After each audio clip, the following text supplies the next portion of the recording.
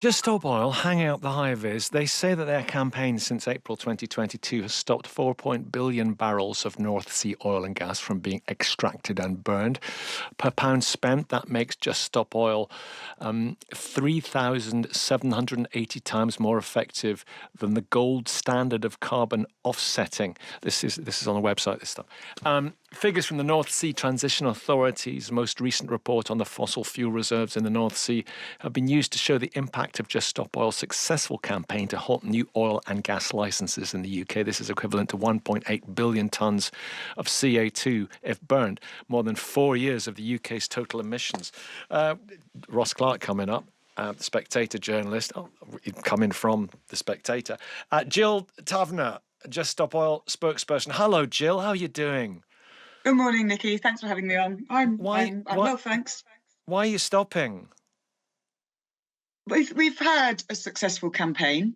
No, you haven't. The world is burning. Yeah, precisely. We haven't won. We've had a successful campaign. And yeah, the world is burning. So, the problems that we face are both in terms of the CO2, the carbon dioxide, but also the power of the corporations behind that sort of thing, behind the destruction of our planet, is more powerful than we were aware. More power, and climate collapse is happening faster than even scientists, predicted. They're alarmed. So it's time for any campaign that's been successful. You stop, you reconsider, and you think. What we're thinking, Nicky, is what can we as ordinary people do next to resist these destructive powers, all this money and all this power that we're up against? What are you going to do to resist it? What's your audience going to do to resist it? We're all in that position. The petropolitics. Sorry? The petropolitics.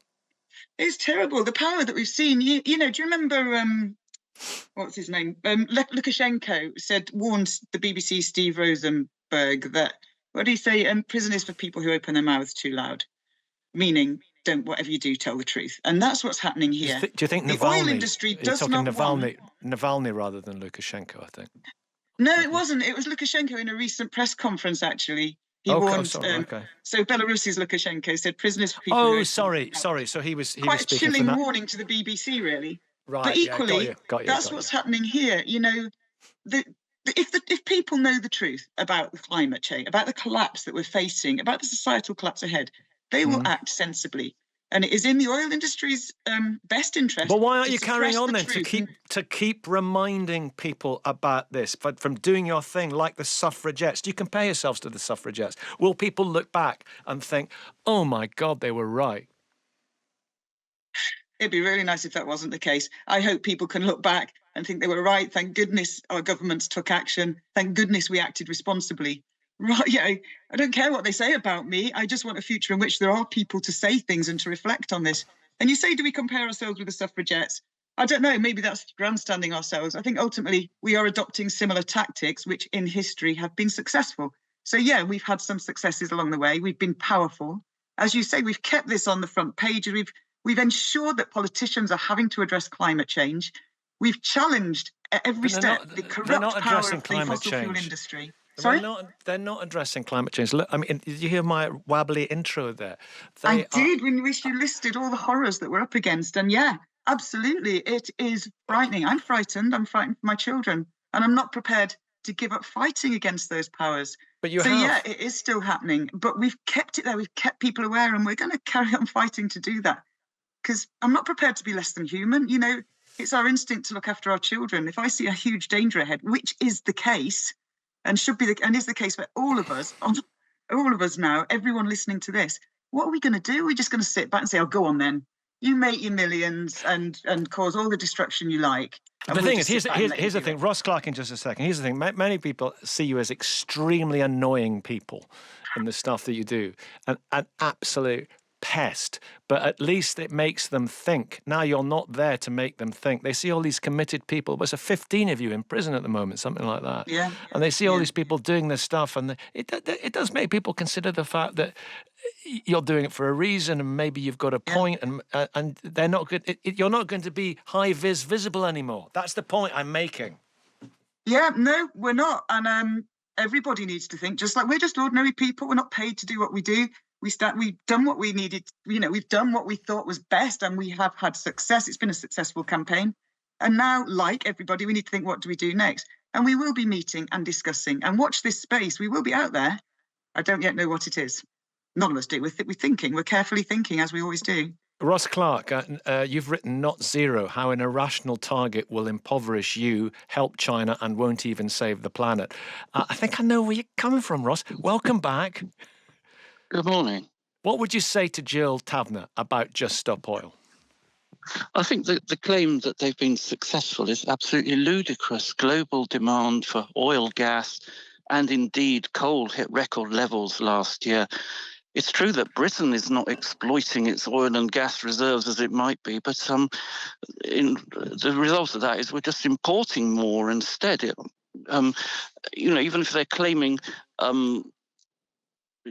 success in persuading Ed Miliband to stop new oil and gas licenses in Britain. Well, no, they haven't, because that was always his policy. What have Just Stop Oil achieved? All they've achieved is to annoy a lot of people and to ruin the lives of many of their own members. We've got these young protesters who could be building careers now, building useful careers. Instead, they're in jail. They've got criminal records that will blight them for the rest of their lives. So that's the reason they're giving up, is because of the futility of their campaign. Now, it's not that obviously it is a good idea that we try to reduce our dependence on fossil fuels, cut carbon emissions and so on. But, UK governments have been doing that for the past 30 years. They've been trying to do that. What has Just Stop Oil contributed to this, and Extinction Rebellion before them? They've just, they've just tried to Counterproductive? Counterproductive, but we've got this whole generation of young people now who seem traumatized because they think that climate change is going to kill them. These groups, Just Stop Oil and so on, they've exaggerated all the sort of extreme weather stuff. Are the scientists exaggerating it as well? The science, you go and read the actual science. It does not, it's giving us the data. But what Just Stop Oil and so on do is they take bits of that and they exaggerate it and they, put it as a bit catastrophize it. But 98% of scientists, to a greater or lesser degree, and the lesser is not that much lesser, it's like the same level that except evolution. I mean, it's beyond doubt. Gil Tavner, come back on Ross. No. Just to put that, there's very good data to suggest that. Just let me put my position. There is very good data that there's very good data that the global temperatures are increasing, and that is has a connection with carbon emissions. But it's the extreme weather stuff and all that exaggeration that's wrong. Collapse. Sorry, Jill. The climate's not collapsing. I don't even know which bit of all that spattering is solid enough to get hold of, to be honest. But the Spectator always argues and writes on behalf of the oil and gas industry. It's all about money. And I'd say, Ross, I used to be a teacher. Can I suggest you go home and reflect on the side that you're taking? You're arguing for the continued destruction of our climate patterns, the stability on which our agriculture has been developed, the stability on which our society has been able to evolve into what we thought was a decent society until recently it's been sold down the river from people to make huge amounts of money. And the rest of us now are facing destruction. We're facing, and you say we scare children. Children are sensible. They are clever. They know what's coming. You're the one scaring them because people are scared when there's something about to happen and they look to the adults and the adults are lying and doing nothing about it. And I'd also like to say, if you say that we've been counterproductive, to be honest, if we'd been counterproductive, the oil industry wouldn't be trying to silence us, wouldn't be putting in prison. We would be irrelevant. We are certainly getting the argument out there, as I'm trying to do now. Voluntarily, you're probably paid to be on here. We're not paid a penny personally to do anything. You've sold your soul, Ross, and other people in the oil and gas industry need to go home really and reflect. We need to talk more about what's right and what's wrong, and a lot less about what's popular, what's going to make us money. What's right is to stop the destruction which is being caused on behalf of greed. What's wrong is to keep lining people's pockets who are already so wealthy. In a country where 6 million children go to bed every night hungry and cold. Sorry, I might have got that number wrong. It's something like 4 million. I'm sorry, but it makes me angry to hear these lies. It makes us all angry. And we have to think, what are we going to do? Ross talking now shows what we're up against. These huge corporations, we've seen it with the post office scandal. We've seen it with the sewage in our rivers. We're seeing it with the huge, the extreme weather events that are happening because we won't stop burning oil and gas because the powerful are chucking money at it, chucking lies at it, and continuing to perpetuate the horrible thing that ordinary people like your listeners and like me are having to put up with, and looking at our children's futures and crying for them, to be honest. Stop lying and think about which side you're on, right or wrong, please. That's not you, Nicky, that's Ross. Yeah. Yeah, well, what you're hearing there is the voice of zealotry, not the voice of rubbish. calm reason.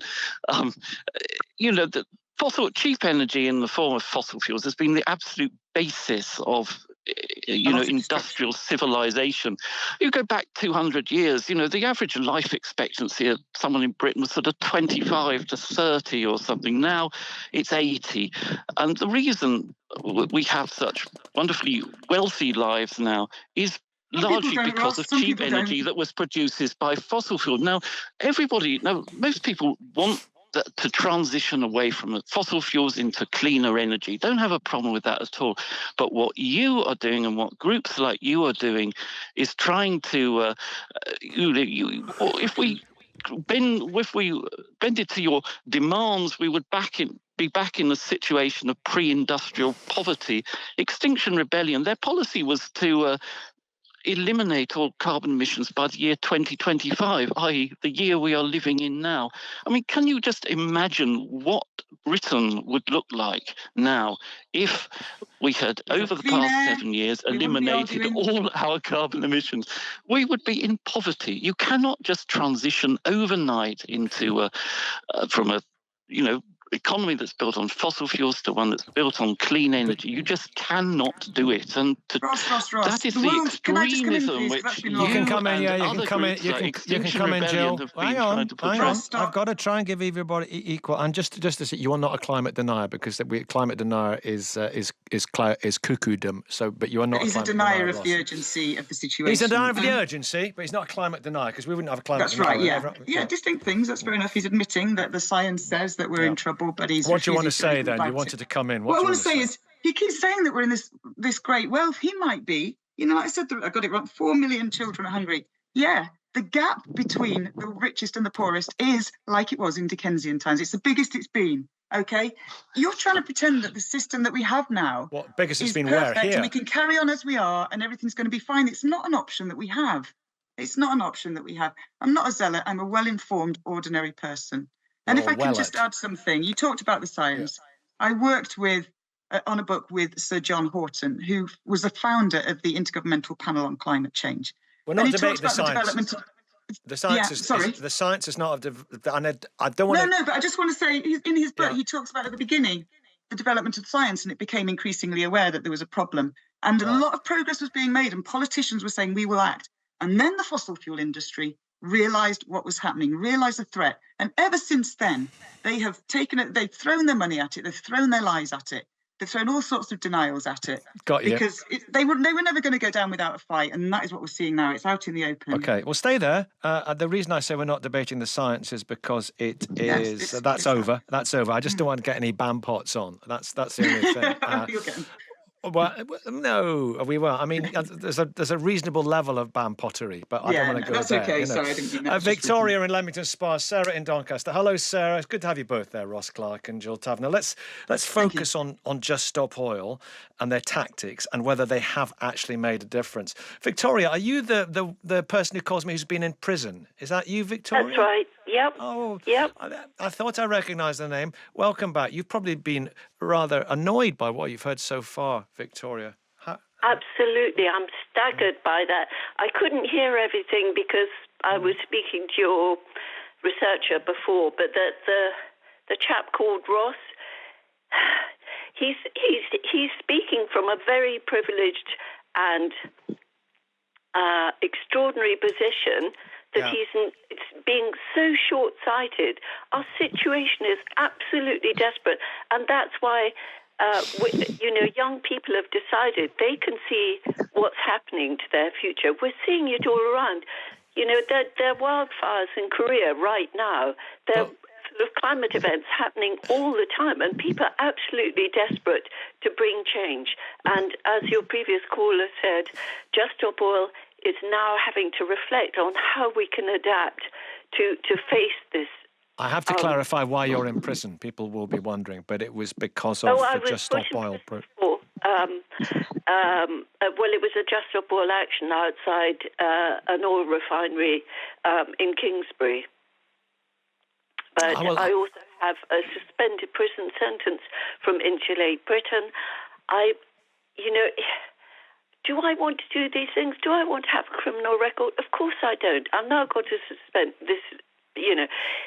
If you were in a room with President Xi, with obviously a very good translator who into the Mandarin, what would you say to President Xi?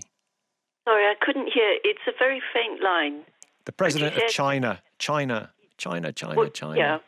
What would you say? Well, what would you say to him? Because they're steaming ahead, aren't they? Coal. Well, it's the governments, isn't it? The governments continue to make money for the very, very wealthy, which is exactly what's happening here. Why on earth are we building more roads?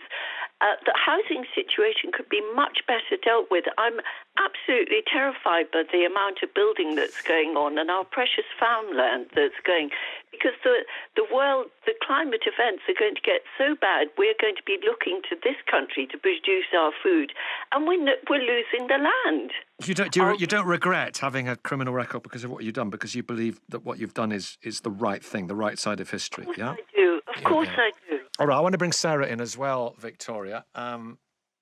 Sarah, what do you think of Just Stop Oil and the fact that they have achieved much so that they've taken their foot off the pedal? They haven't, basically. I mean, the way I see it, it's too late anyway. The climate's too far gone, but that's an entirely other topic for another day. I think they've basically stopped because they've lost in effect. I think they've, to try and keep it PG, they've wound up far too many people with their actions. I think blocking a few roads, you're going to annoy everyone that's, say, stuck in rush hour traffic or whatever. But then they started hitting Stonehenge, and then they started hitting Van Gogh paintings. And I am a big fan of Van Gogh paintings. And I saw that and I was incensed. I was just like, how very dare you? Very dare you. Can I it's a phrase I like to use. Yeah, Victoria. Van Gogh. Goodness me. The snooker. Goodness me, Victoria. Okay. The M25. The gantries. Indeed. So the painting was never damaged, but it got people's attention. Stonehenge is the most precious place on earth, or one of the most precious places. It didn't get damaged. What about all the car pollution that's going along there? The point is, we have to find answers. And we do have a group called Assemble.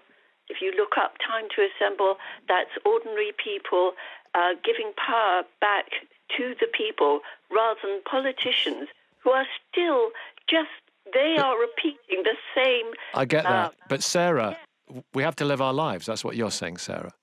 Exactly. And the point is, this is just one group that is saying they are stopping action. There are other groups out there who haven't said they're stopping action. One such group, Extinction Rebellion, they hit it's known as the Burger Factory in Scunthorpe years ago. Mm-hmm. And for them days that they were occupying the land outside I used to live directly over the road from it, so you walk your dog, you can see what's happening. Lorries couldn't get in to either deliver the meat or take the burgers out. The staff couldn't get in. So I don't know whether they were reimbursed for the time that they can't work, but at the end of the day, it massively disrupted people's lives. But have they made their point? Have they made their point? There was the next door neighbour, and he wanted to ride past on his bike and throw bacon at them. That's how bad it was. They annoyed a lot of people. Why did he want to throw bacon at them? because it's meat and they were Extinction Rebellion and they're against meat production and all that jazz. That's not very nice, is it? Sorry. He was only 12 at the time, so, I can forgive him. Right, okay. Listen, we got Mike Tholen from Offshore Energies UK. Hello, Mike. Welcome. Good morning. I'd like to... Jill, meet Mike. Jill Tavner, Just Stop Oil spokesperson. You're still Morning, with us, Mike. Jill, aren't you? Hi, Mike. Yeah, Hello, good morning. Nice to meet Mike. you. What a dream dinner You party. too. Mike, make your point to Jill. She'll respond. Mike. I will. I think the debate needs to continue. The real challenge for us as a society, we currently use 1.2 million barrels of oil a day. And that's not changed over a number of years. And the journey we've got to make is looking how we replace the consumption rather than just simply argue out the supply. What we don't use in the UK, we simply import. It's worse for the environment, it's worse for the exchequer, and reduces jobs in the UK. So that's a real challenge. How do we make the most of what we've got and at the same time make the journey to net zero in 2050? You're a rationalist here. Can I just say, he's a rationalist. And sorry if I'm interrupting. There was a silence, so I've stepped in. But that's right. Pragmatism, what I call pragmatism like that, has been going for 30 years, and that's why we're in the mess we're in. We need change now. I'm sorry. Yes, you're right. And as was the Ross who I was talking about before, through the use of fossil fuels, we have made progress. We've got things, but we've also done immense damage, and we need to stop. And what we need to do, we need to, first of all, reduce demand. It'd be great if the government would invest in better transport infrastructure for public transport, invest in insulating our homes. Instead, I think we pay, I think I've got my figures right, 250 million a week in subsidies to the oil companies. And they use some of that money There's no subsidies to the oil companies going on here in the UK. I think you if I'm wrong, live then in I a different world if you see that. I don't know whether I've got those figures.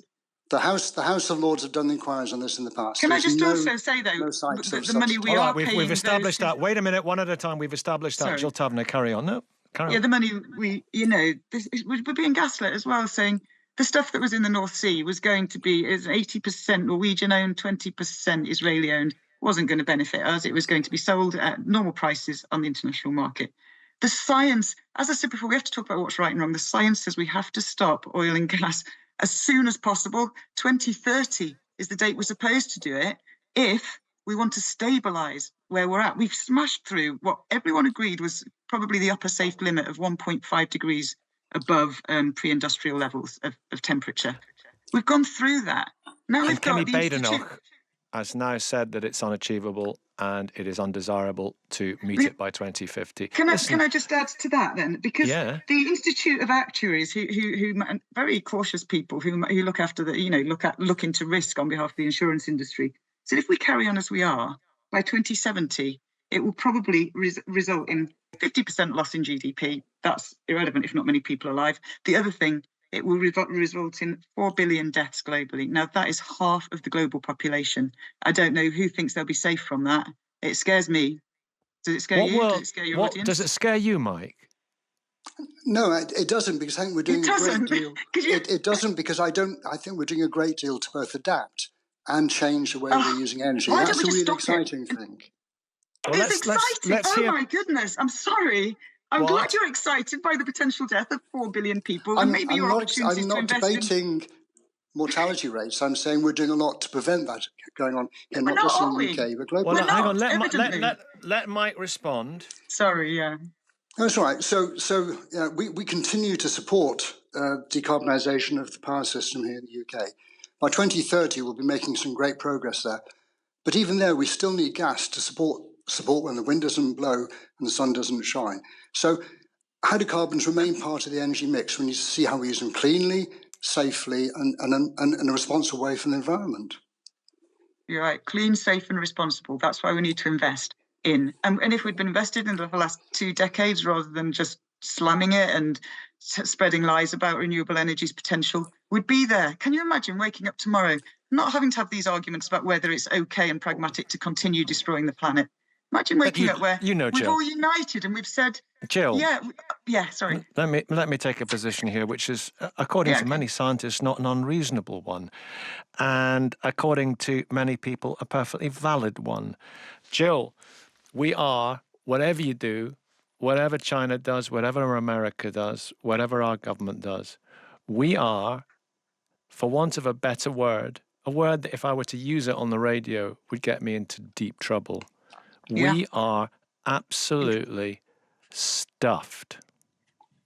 Scary, isn't it? Yep. And we some of us think that ourselves, but with those Eat, drink, and merry, for tomorrow who knows. Predicted. There's a bit of that, isn't there? There's a bit of, oh, well, what the hell? What the hell? Nicky, do you remember earlier in this show, I said, we're in big trouble, yeah. And the powers that want to continue doing that, first of all, said it's not, science isn't true. Then they said it's not that bad. Then they said it's not caused by humans. And now they're trying to stop us taking action by saying it's beyond redemption, it's beyond saving us.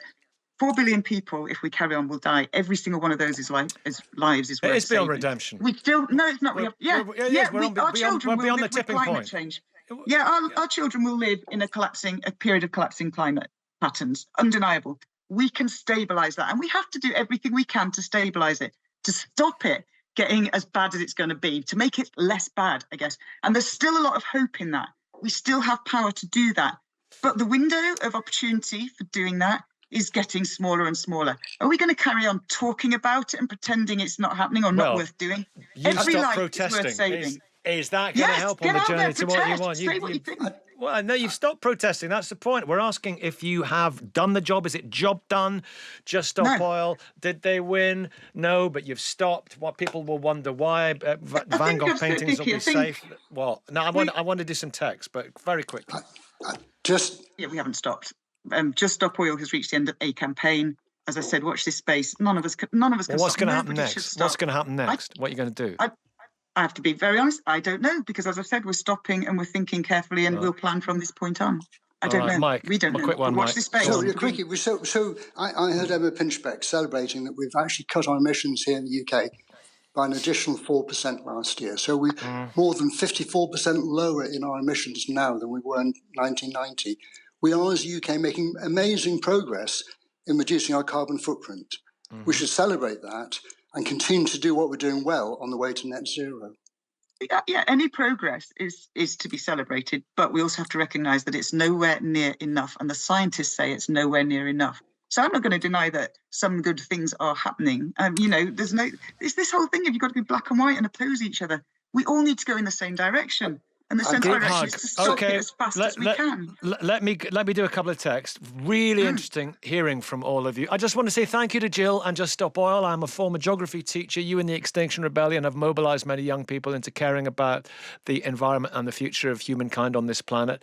And Ross Clark is talking nonsense. Thank you. That's from Emma. This one, I quite agree with the woman from Just Stop Oil. It's all about money. I no longer go to BP stations for fuel, as they've rolled back on their green policy so they can give shareholders more dividends. Disgusting. This one, Just Stop Oil.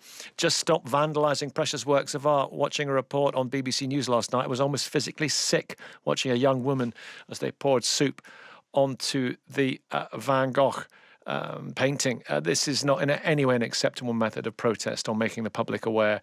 I have no support or sympathy for anyone who has anything to do with their organisation. I, for one, am glad to see the back of them. Those that are in prison deserve to be there. Criminals, just like their cellmates. That's from Darren in Cheshire. And this one, is this green woman insane? Children are in poverty due to high costs, due to the green tax. She's unhinged and she is being manipulative. Well, two on one side, two on the other. There's BBC impartiality and balance for you in a sense, because we're not talking about the science, we're talking about Just Stop Oil. They've stopped. They say point made, job done to an extent. Do you agree? Did they win? That's the question. What about the tactics? What about the strategy? It's 9:32. It's 5 Live, and I welcome environmentalist, presenter, amazing guy, amazing writer, campaigner for wildlife, Chris Packham. Hi, Chris. Good morning. We got Michelle in Sheffield coming up and Andy in Thornton as well. Chris, what do you think about how Just Stop Oil have protested? Just Stop Oil have been part of a portfolio of protests, and they played a very important role in that portfolio. They've been what we call the radical flank. So they've been the naughty ones, the ones throwing the soup and the cornstarch and slow marching. And they have very much kept the debate, therefore, in the media. Now, their motivation is pure, as all of ours is. We all want a healthy, sustainable planet at some stage in the future. And we, and that includes Just Stop Oil, are basing our predictions of that future on the sound scientific work that's being done around the world. The scientists have told us without ambiguity that if we want that security, we've got to keep fossil fuels in the ground. Just stop oil.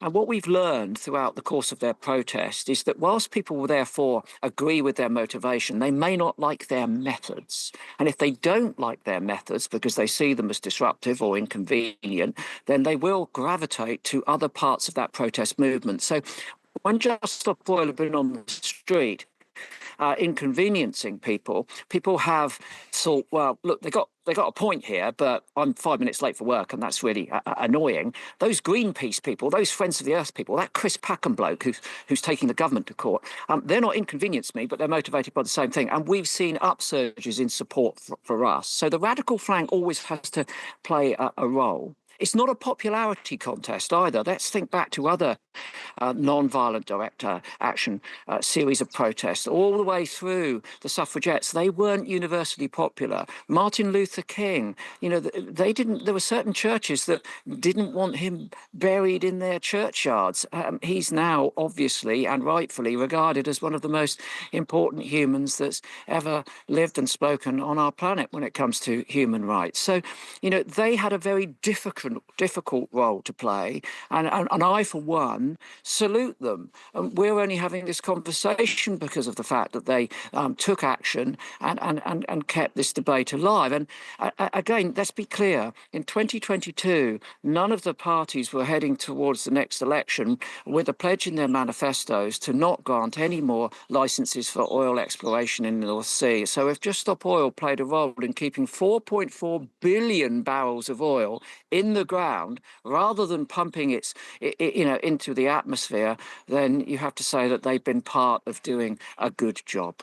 Well, the government's response to that, they were asked whether they agreed with Just Stop Oil's demand of shutting down the North Sea and whether Just Stop Oil had played a significant role. And a government spokesman added, well, that's clearly not the case. Now, you might say that they would say that, wouldn't they, and all that stuff. But has it been in any way counterproductive, do you think? And I understand what you're saying about the radical flank.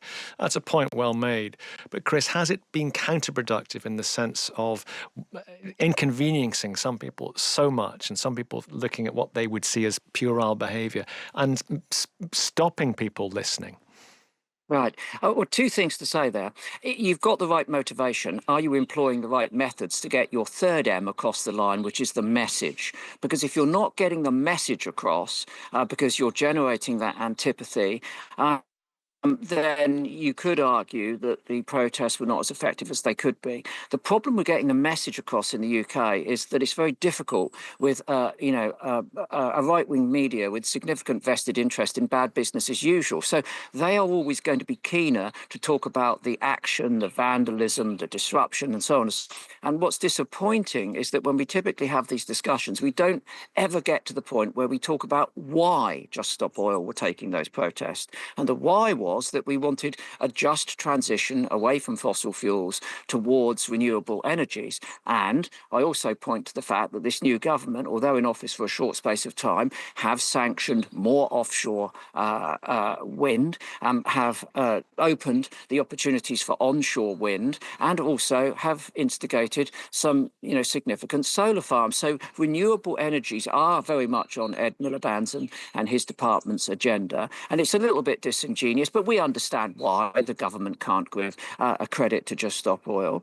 I think the second point to make about those protests is that we should have an enshrined fundamental human right to non-violent protest in the UK. And that's not just environmental protesters. We've seen the farmers on the streets with all of their tractors. It could be that there'll be another, range of protests that we may all want to join in the very near future. Look at what's happening in Turkey.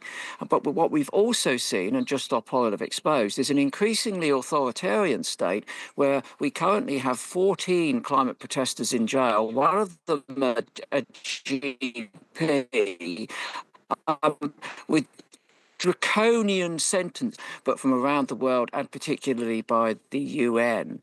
So they've also exposed that And that is perhaps of all of their, actions, is the one that leaves me feeling the most uneasy, because at this point in time, the government and this new government have upheld the horrific laws introduced by the last government when it comes to our free right to protest, and that's something is significant. I think at the moment everyone thinks that's fine because it's just those climate protesters. But my message to everyone listening is that it could be you tomorrow if you want to take to the streets and protest about something which is having a very significant negative impact on your life.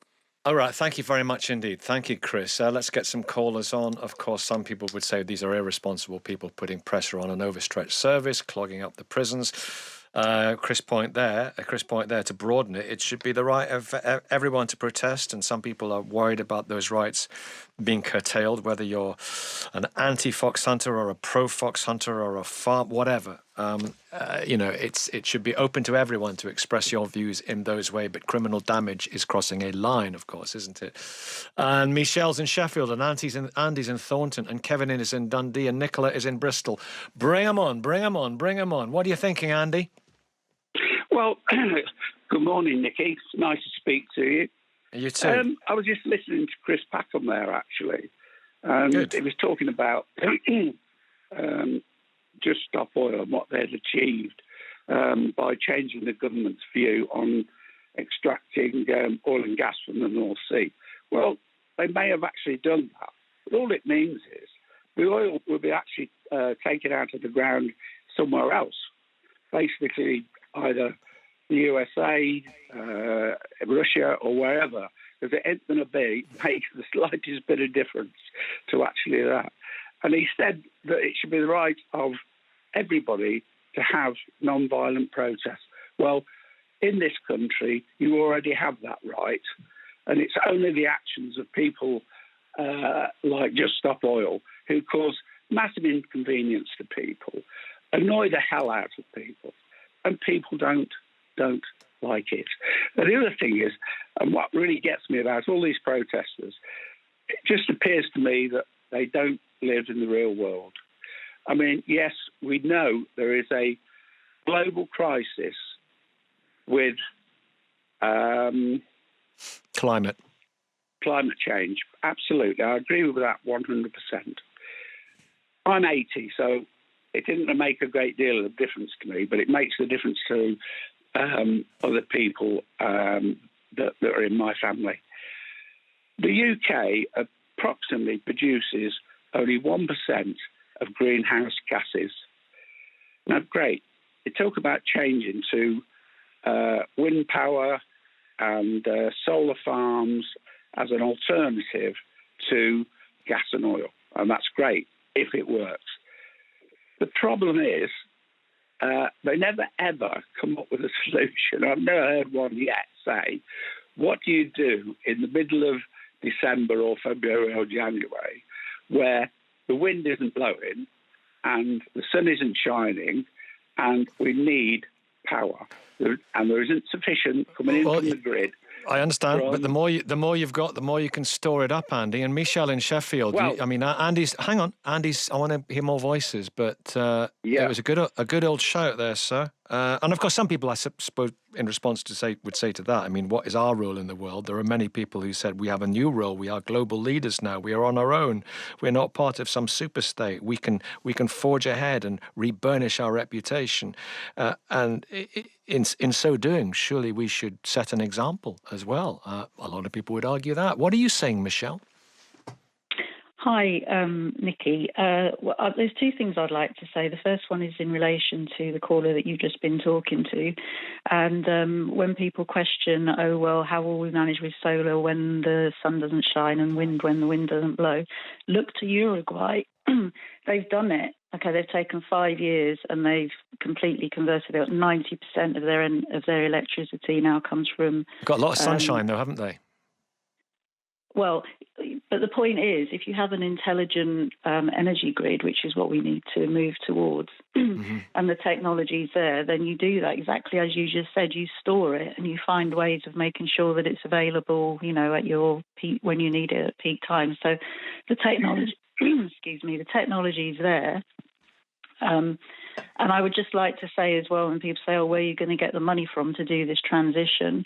Well, two places. First of all, the oil companies who are mugging us all off completely and totally, £250 million a week in subsidies to them, and then we pay extra on top of that on high energy bills.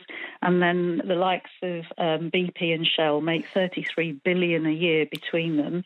BP paid Murray Auchincloss, their CEO, $8 million last year. Shell paid Wael Sawan, their CEO, $8 million. And with all those profits, do we see our energy bills coming down? No, we don't. They just pay the rest to shareholders. So oil companies are completely mugging us off, and I'd say that's one thing Just Stop Oil have done, is make us aware of how oil companies are just having a laugh, really. And well, the other thing I'd like to say, go on. I was going to bring Kevin in as well. The fact about subsidies to oil companies is quite complicated, but it is contended. But Kevin, come in here, speak to Michelle, who's very well informed, clearly. Kevin. Yeah, Ricky. You keep saying that the oil companies are mugging us off. Oil and gas prices will always fluctuate with demand and with less demand. We keep getting like this. Yes, maybe we do need to transition, but we need oil and gas for quite a bit yet. And then no, we don't. Earlier on, okay then, Jill, how do you think the wind and solar and wave power is going to work? I'm living in Scotland, and I've seen a lot of beautiful countryside in Scotland ruined by these wind turbines. Let's give it a fact, right? Now, hold on a minute. I watched a young lady who's a weather presenter, and she had a graph up one time. They're on about the temperature going up to 1.5 degrees over a certain time. It's only in the last, 30, 40 years we've had this temperature start to go up. We've had earthquakes and typhoons and thunderstorms and flooding way back in the 50s, the 60s, the 40s. But then we've come through. Hold on. We've come through the industrial revolution where we burned coal. All right, peat, let her come back. Everything. Let her come back. Interestingly, though, we are just looking at stuff here. The UK is 11th out of 11 OECD countries for transparency on fossil fuel funding and subsidies. But putting that to one side, just come back on what you heard there. Strong points from Kevin. Michelle.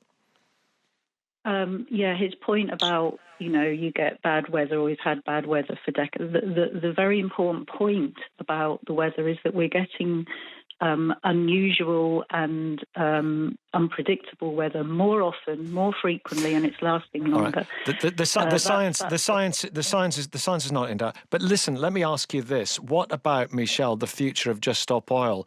Are they abdicating responsibility in a sense that they're not going to be out there making a nuisance of themselves? Because when they make a nuisance of themselves, they make some people think. Should they have carried on with this campaign?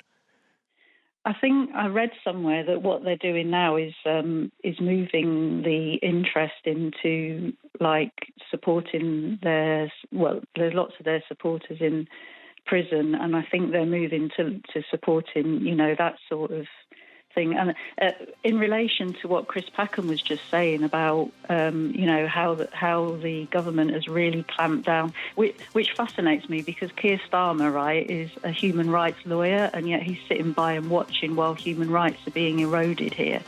And what's happening is, when Just Stop Oil supporters get into the courtroom, they're being denied the opportunity to explain why they did what they did, being denied the opportunity to bring expert witnesses in. Okay. Now, if you look that's your view. We can't go any further because it's just stopped this conversation. I'm afraid, but it was a good one. BBC Radio 5 Live. Nicky Campbell, the voice of the UK.